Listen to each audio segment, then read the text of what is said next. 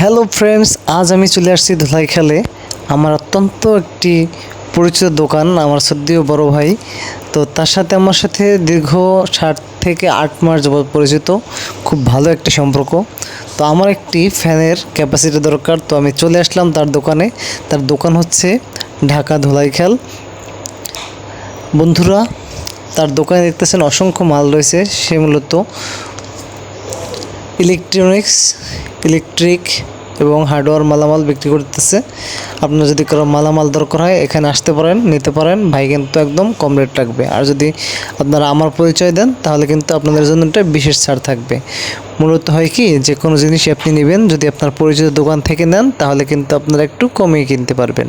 আর যদি পরিচিত ছাড়া কিনেন দামেও বেশি নেবে, কিন্তু মাল কিন্তু আপনাদেরকে একদম ভালো দেবে না।